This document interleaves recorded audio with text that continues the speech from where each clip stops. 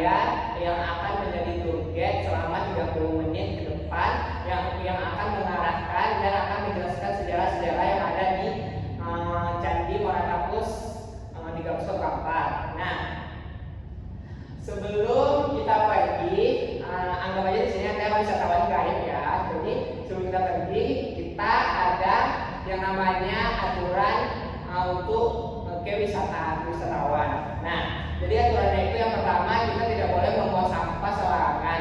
Nah, yang kedua, kita periksa barang yang kita bawa hingga tiba di saatnya dan kembali ke tempat asal kita.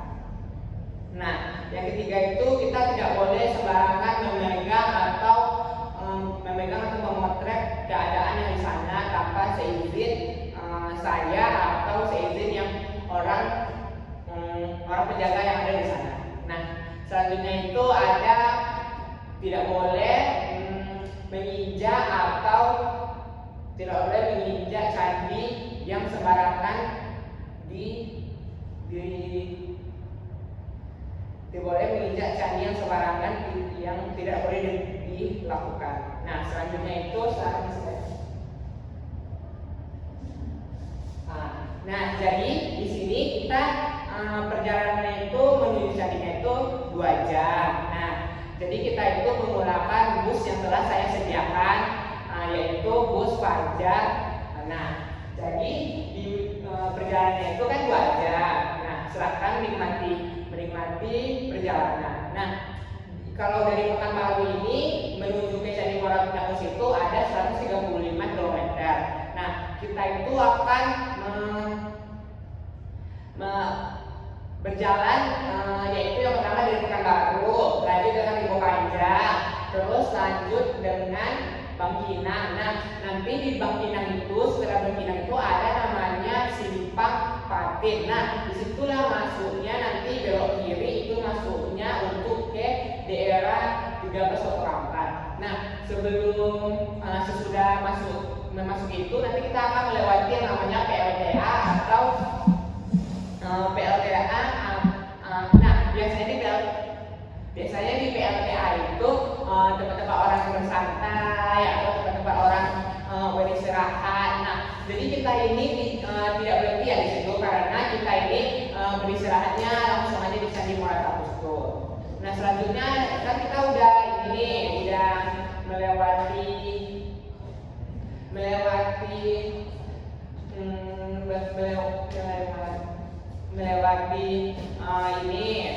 PLTA tadi. Nah, nanti itu kan kita melintasi jalan lintas menuju ke Sumbar. Nah, jadi kan kalau ke arah Sumbar ini itu belok ke kiri kan. Kalau ke arah Candi Muara Takus ini beloknya ke kanan. Nanti ada tuh tunggunya untuk memasuki Candi Muara Takus. Di situ kita udah tahu lokasi Candi Muara Takus karena dari tunggunya itu sudah memberi tanda kalau ini lokasi Candi Muara Takus. Nah, nanti kalau kita mau ke candi itu belok kanan, kalau mau ke Sumbar itu belok kiri. Jadi kita tuh belok kanan ya.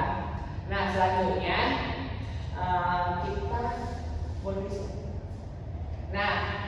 kita sampai di Candi Muara Takus. Nah, Candi Muara Takus ini lokasinya yaitu di 13 Kota Kampar, Kecamatan Kampar.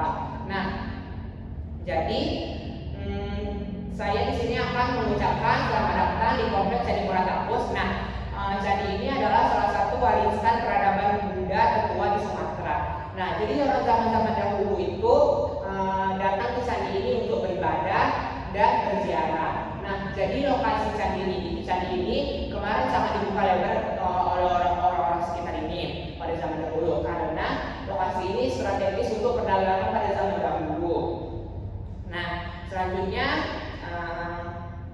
lokasi ini merupakan jalur perdagangan penting yang menghubungkan pesisir timur Sumatera dengan daerah pedalaman Minangkabau. Nah, seperti yang saya bilang tadi, kalau zaman dahulu itu sangat dibuka jalur ini karena pada zaman dahulu itu mereka gunakan jalur ini untuk sistem perdagangan, terus sistem untuk berziarah ke candi ini, terus sistem beribadah ke candi ini. Nah, jadi tidak susah untuk mengakses ke jalur candi ini. Nah, selanjutnya itu ada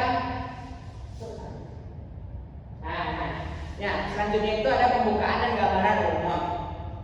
Nah, candi ini merupakan komplek candi Buddha tertua di Pulau Sumatera. Nah, jadi kalau tertua itu kan dapat didefinisikan dengan, kalau zaman dahulu kan itu sudah lama ya candinya, apalagi kalau zaman sekarang sudah modern, jadi orang kira ini candinya udah layak. Nah, seharusnya enggak gitu ya, karena ada orang di sana untuk merawatnya dan orang itu akan selalu menunggu candi itu. Nah, para ahli memperkirakan candi ini membangun pada masa kerajaan Sriwijaya. Nah, pada tahun itu dari tahun 7 sampai 12 Masehi. Jadi candi ini dibangun bersamaan dengan kerajaan Sriwijaya. Keunikan utama komplek ini adalah bahan bangunannya terbuat dari batu bata merah, pasir putih, dan batu sungai. Nah, jadi candi Muara Takus ini tidak terbuat dari semen, tidak ya. Jadi mereka itu terbuatnya dari batu bata merah dan pasir putih dan batu dari sungai. Bahan lokal ini jarang ditemukan di candi-candi lain di Indonesia. Nah, seperti yang saya bilang tadi, kalau bahan mereka itu tidak menggunakan bahan-bahan yang seperti sekarang kita membangun ya. Jadi mereka itu menggunakan bahan-bahan yang lokal pada zaman dahulunya. Selanjutnya, nah, jadi bangunan yang ada di candi ini ada 3 bangunan, yaitu yang bangunan pertama ada candi yang bernama Candi Tua atau disebut dengan Candi Suluk. Nah, yang kedua ada Candi Mahligai. Nah, yang ketiga yang terakhir yaitu Candi Palangka. Semua candi ini berada dalam satu komplek dan dikelilingi oleh tembok besar. Nah, di sini kita memasuki yaitu Candi Tua atau disebut dengan Candi Suluk. Nah, Candi Suluk ini candi yang tertua di Candi Muara Takus ini. Nah, candi ini juga yang paling besar di candi ini. Nah, pada zaman dahulu candi pertama yang terbangun di candi ini adalah Candi Tua ini ya. Jadi maka dinamakan dengan Candi Tua.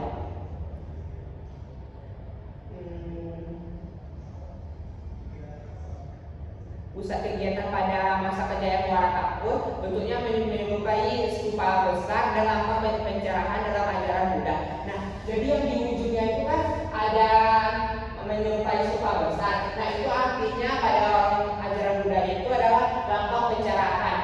Nah, jadi yang di ujungnya itu bentuk stupa, bentuk ajaran pencerahan orang Buddha pada zaman dahulu. Nah, selanjutnya itu candi ini terdiri gagah dan susunan batu-batu. Candi ini dibuat dari batu bata merah dan batu pasir, menjulang bertingkat seperti piramida ini. Nah, jadi candi inilah sendiri yang memiliki tangga untuk arah ke stupa besar. Nah, pada tahun-tahun dahulu sebelum COVID itu bisa kita menuju ke lantai 2-nya untuk berfoto-foto. Nah, pada tahun sekarang tidak, karena tidak diizinkan oleh pihaknya. Nggak tahu kenapa alasannya. Nah, saya pernah ke sana dengan kondisi dibuka gerbangnya dan boleh berfoto di lantai 2-nya. Saya waktu itu ada fotonya, tapi nggak tahu sekarang gimana. Nah, jadi pada saat itu terbuka, di sana sangat ramai orang berfoto-foto karena kan sekarang kan nggak bisa tuh orang ke lantai 2-nya atau lantai 1-nya, kan itu ada lantai 1, lantai 2, lantai 3. Nah, jadi kemarin ada saya sampai di lantai 3, lantai 2. Nah, ramai sih orang di situ waktu dibuka. Kalau sekarang udah dikunci dan tidak boleh menaikinya lagi. Kalau mau foto aku di sekitarannya. Nah, selanjutnya. Nah, kita masuk ke Candi Mahligai namanya. Nah, Candi Mahligai ini candi yang paling tinggi yang ada di Candi Muara Takus. Nah, candi ini pun bangunan paling tinggi di komplek ini bentuknya silinder menjulang seperti menara. Nah, bentuknya itu kan seperti menara ya, menara Monas, menara Paris, kan paling tinggi ya di situ ya manusianya. Nah, di puncaknya itu ada stupa kecil juga. Nah, tadi juga ada stupa lainnya, tapi itu stupa besar yang pertama. Kalau yang ini stupa kecil karena dia tinggi melancip.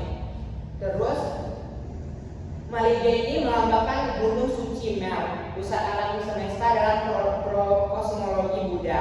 Nah, orang Buddha itu bilang Candi Malega ini dengan melambangkan gunung suci, mungkin menurut saya ya, kenapa dilambangkan dengan suci karena dia tinggi dan di ujungnya itu ada di ujung ini, ujung benangnya itu mereka gunakan meletak relik atau yang dinamakan dengan benda suci seperti abu biksu atau bisa disebut pembakaran dupa. Nah, jadi pada zaman dahulu tuh mereka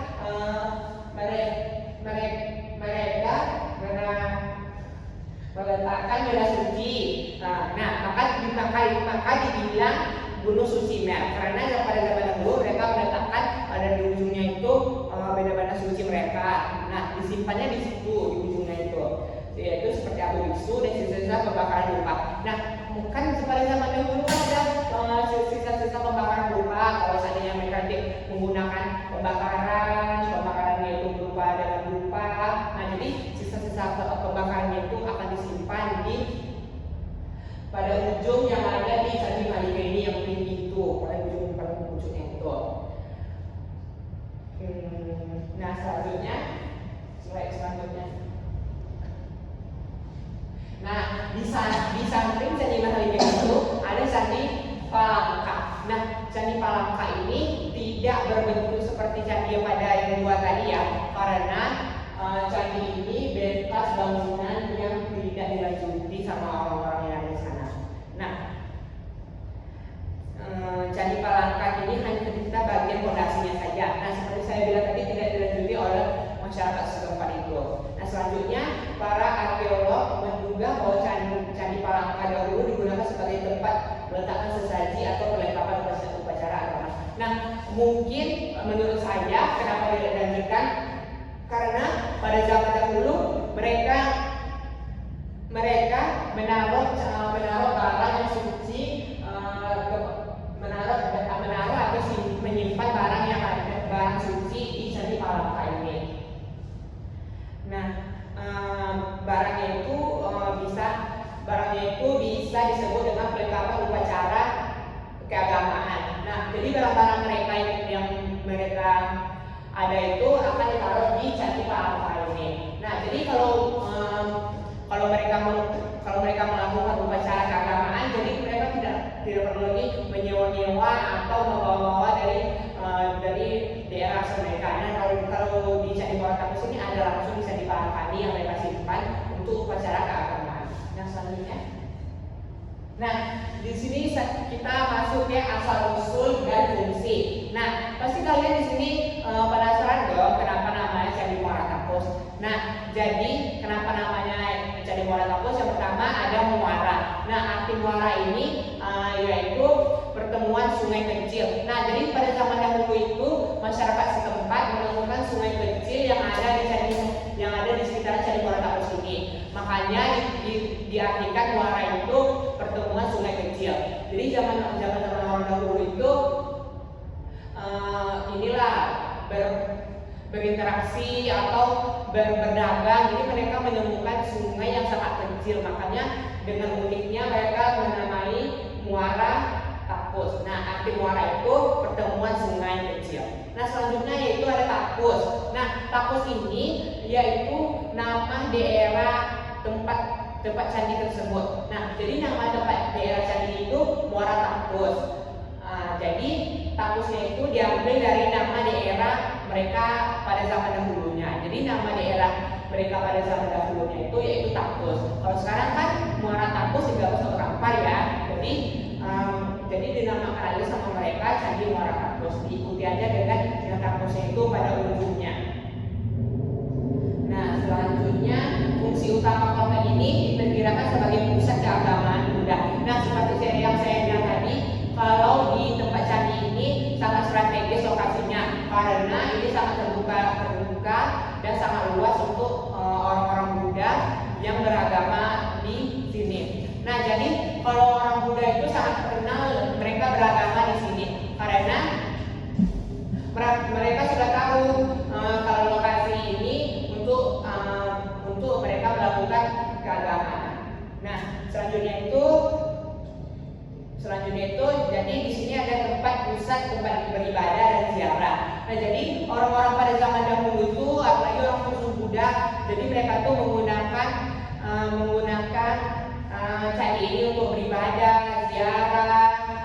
Jadi pada zaman dahulu mereka kesini lah untuk ziarah dan beribadah. Nah jadi kalau zaman sekarang kan orang pada berfoto-foto ya di situ. Jadi kalau pada zaman dahulu tidak, karena mereka lebih mementingkan berziarah dan beribadah ke candi ini.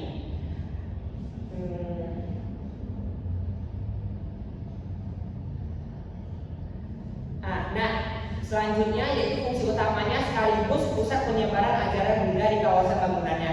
Nah, seperti yang saya bilang tadi, ini candi ini lebih ke agama Buddha karena mereka di sini saling berinteraksi dan saling bertukar budaya dengan asal mereka. Nah, contohnya itu seperti nanti ada orang dari Buddha yang daerah asalnya di Nusa Tenggara Timur. Nanti ada wisatawan yang ada di dia beragama Buddha tinggal di Riau. Nah, jadi kan mereka bisa bertukaran interaksi dan bisa bertukaran ilmu serta bertukaran cara-cara bagaimana mendalami tentang keagamaan dan keziarahan di lokasi candi ini.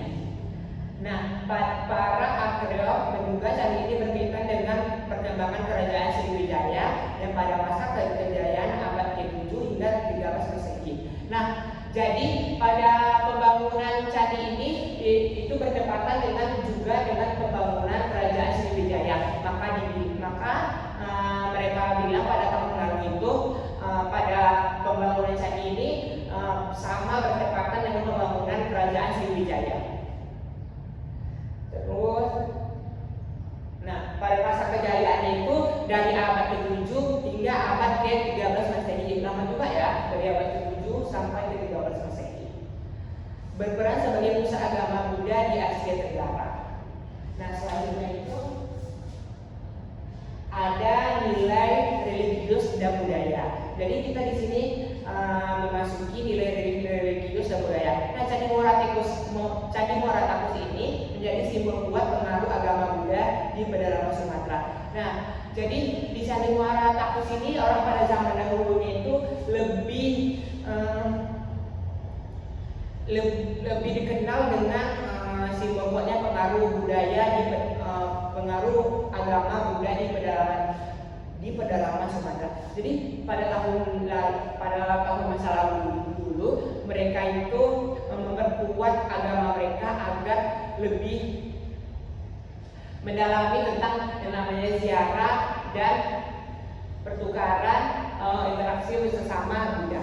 Nah, komplek ini diperkirakan menjadi pusat kegiatan ritual umat Buddha Mahayana. Nah, jadi ternyata di komplek Candi Muara Takus ini bisa melakukan ritual pada adat agama Buddha. Nah, jadi mereka itu nama ritualnya umat Buddha Mahayana.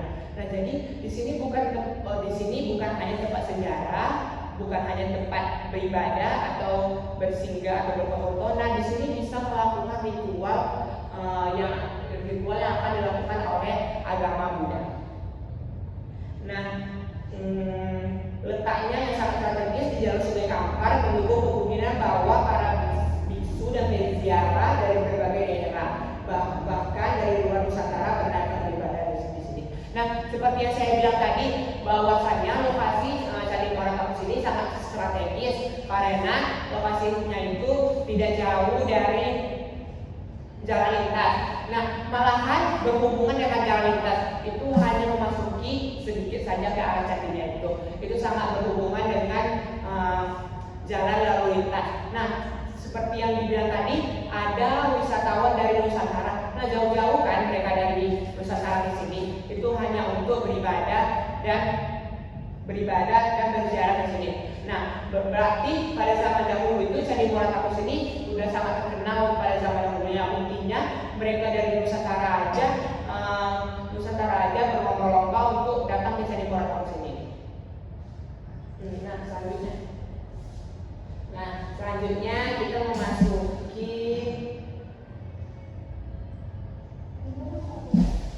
mana nih dari religiusnya? Nah, di sini kita memasuki nilai religius dan budaya. Nah, Candi Muara Takus ini menjadi simbol kuat pengaruh agama Buddha selama di Sumatera.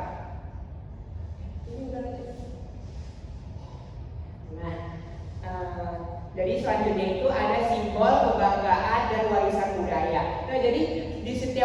Masarawan itu pasti ada, wisata itu pasti ada simbol kebanggaan dan warisan dunianya itu. Kemana sih warisannya pada zaman dahulu diletakkan? Nah, pasti ada dong orang percaya begitu. Nah, di sini saya akan menjelaskan tentang warisan budaya Candi Muara Takus. Nah, kini Candi Muara Takus telah ditetapkan sebagai cagar budaya nasional. Nah, kenapa disebut cagar budaya nasional? Karena sejak tahun dahulunya Candi Muara Takus ini sudah terkenal pada zaman dahulunya hingga sekarang. Nah, kalau sekarang terkenalnya itu untuk berfoto-foto. Nah, lebih terkenalnya pada zaman dahulu karena mereka melakukan ziarah dan melakukan ritual dan bersinggah untuk keagamaan Buddha. Makanya saya bilang pada zaman dahulu lebih terkenal daripada sekarang. Nah, pemerintah dan masyarakat setempat rutin menjaga kebersihan dan mengadakan kegiatan budaya mistik. Dan seperti yang saya bilang tadi, Candi Muara Takus ini tidak layak dibilang terbengkalai karena di sana ada penjaganya serta orang penjaga yang diposat kayak satpam gitu. Nah, jadi mereka menjaganya itu 24 jam untuk menjaga kelestarian yang ada di Candi Muara Takus dan kebersihan yang ada di Candi Muara Takus serta menjaga candi-candi dan membersihkan candi-candi yang ada di sekitarnya. Nah, jadi kan di situ kan lokasinya luas tuh. Jadi mereka nggak mungkin dong hanya satu orang atau 2 orang saja yang akan menjaga. Itu justru lebih banyak, bahkan lebih bermacam-macam bagian, mana bagian yang keamanan, mana bagian yang kebersihan. Jadi mereka bermacam-macam akan membagi tugas mereka untuk apa saja tugas dari masing-masing dari mereka.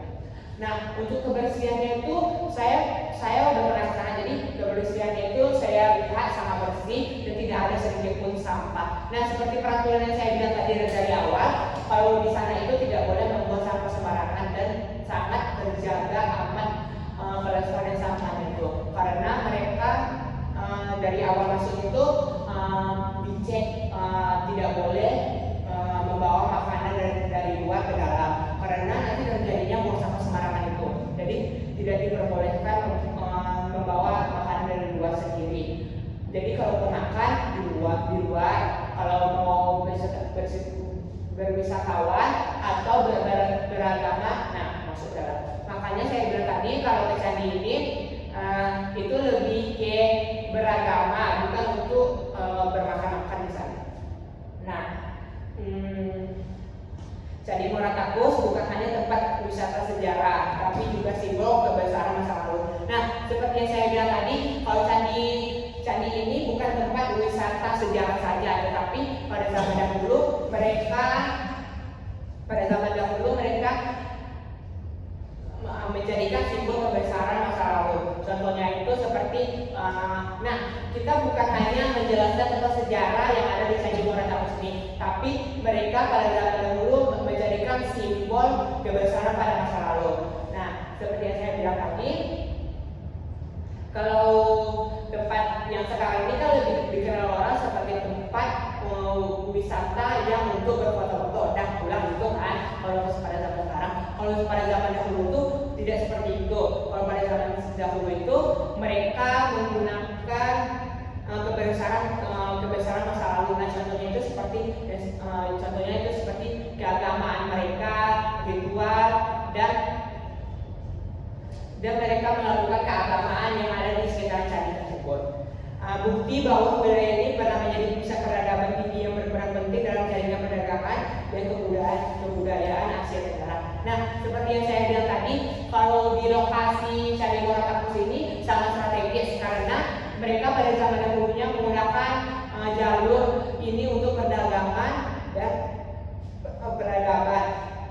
Nah, jadi pada zaman dahulu itu jalan ini sangat diprioritaskan untuk perdagangan dan kebudayaan Asia Tenggara.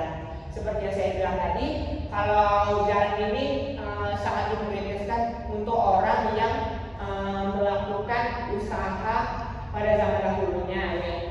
Perdagangan pada zaman dahulunya mereka melintasi jalan tersebut dan mereka juga tahu kalau di candi itu jalur untuk melakukan perdagangan pada zaman dahulunya. Nah, jadi Jadi pada zaman dahulu itu tidak susah dong untuk melakukan perdagangan atau penjualan yang kecil-kecilan atau maupun yang besar. Nah, pada zaman dahulu itu mereka lebih memprioritaskan jalan-jalan yang lintas itu untuk orang perdagangan. Bahkan mereka pada zaman dahulu itu ada yang menggunakan jalan kaki untuk ke pasarnya, contohnya yaitu nanti di sekitaran itu ada pasar. Nah, jadi mereka memprioritaskan jalan kaki. Kan kalau menggunakan jalan kaki ini kan bisa mensehatkan badan ya. Jadi kita menggunakan jalan kaki ini untuk perdagangan yang lebih mendapatkan keuntungan yang besar. Karena pada zaman dahulu itu orang sangat terkenal di tempat dan saya di Muara Kampus ini jalur perdagangan. Jadi orang-orang pada terkenal kalau di tempat ini lebih murah dan lebih lengkap. Nah, selanjutnya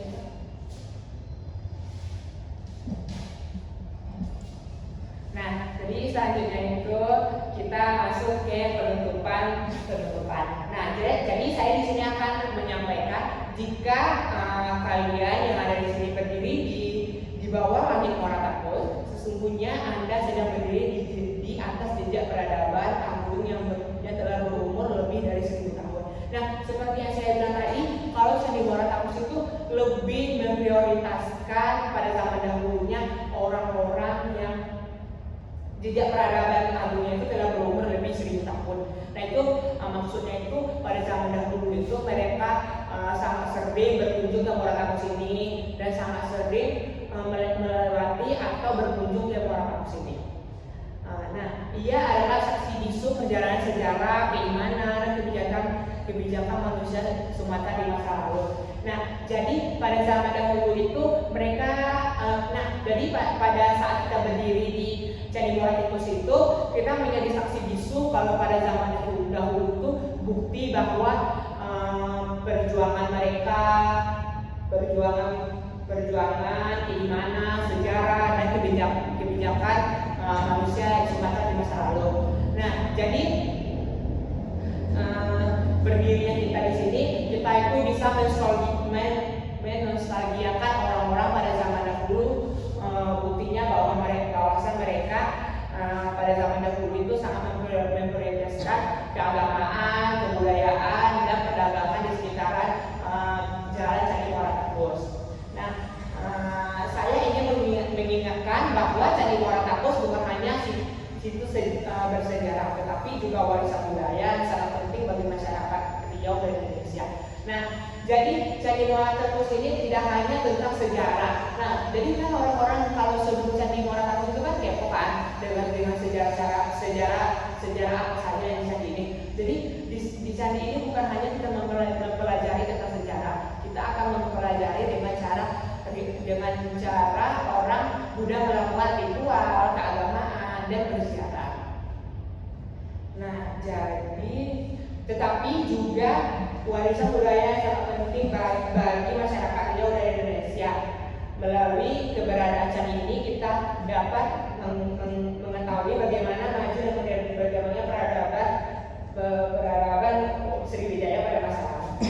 Nah, jadi mulai keberadaan candi ini kita mengetahui bagaimana majunya dan berkembangnya peradaban kerajaan Sriwijaya. Dan seperti yang saya bilang dari awal tadi, kalau Candi Muara Kampus ini dibangunnya itu sama dengan kerajaan Sriwijaya. Nah, bukti kan sama tuh mereka dibangun. Nah, bukti nyatanya itu kalau bahwasan kerajaan Sriwijaya dan Candi Muara Kampus itu berkembangnya peradaban mereka masing-masing. Nah, jadi berkembangnya mereka perlahan itu sama seperti yang saya bilang tadi. Kalau pada masa lalu itu mereka sama membangunnya kerajaan Sriwijaya dan Candi Muara Kampus.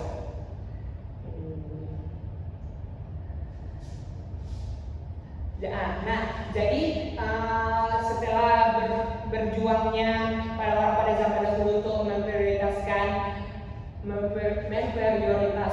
perdagangan, jadi disitulah bukti mereka